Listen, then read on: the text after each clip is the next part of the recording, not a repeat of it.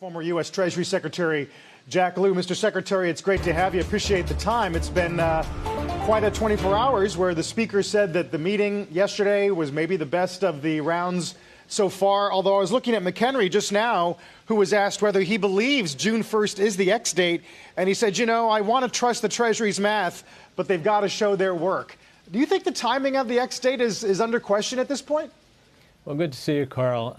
The truth of the matter is no one knows with perfect accuracy when the final deadline is. The money that moves in and out of the Treasury changes from day to day. There are events that you know are coming. You know their estimated tax revenues coming in June 15th. So the question is, can they get to June 15th? As to which day, June 1st through June 15th, you actually would go over the cliff, it's a mistake to gamble because I can tell you, having been briefed daily when I was in that role, you have a sense of where you're going. You have a range of estimates, but you don't know with precision. And I think Congress needs to get its work done, and it can't wait till that last possible moment, or there's the risk of it being an accidental default, even if they're getting close. What's your characterization right now of at least the words, the tone that are coming out on these meeting updates?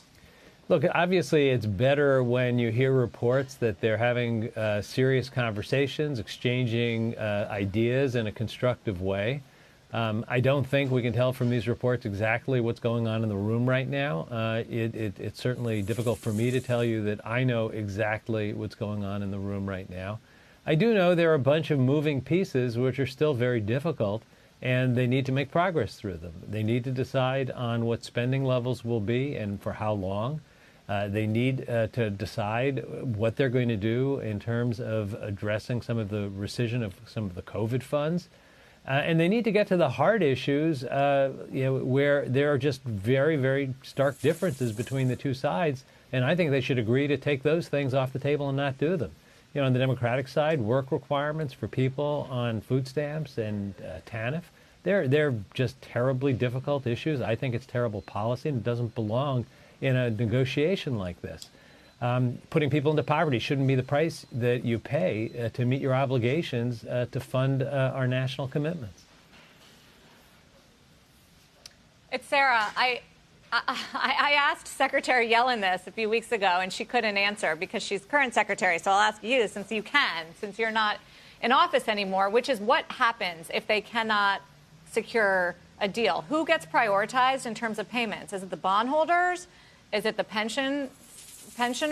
What does the prioritization look like? And what does that actual default mean?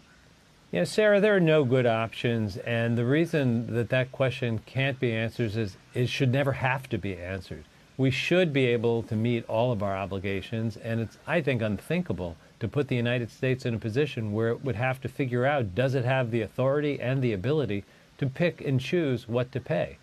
You know, one of the things about our federal payment system that people need to understand is it's not a modern interactive computer system. You basically can turn a check writing center on or off. You can't pick or choose what to pay within it. It's not a very precise, it was not designed to pick and choose what to pay. It was designed to pay everything, which is why I think you've heard the Secretary say it is not something that people should think it can be done easily, even if the decision were made that needed to happen. I always said when I was Treasury Secretary, I can't answer that question. Only the President can answer the question because the Secretary of the Treasury doesn't have the authority to pick and choose what to pay.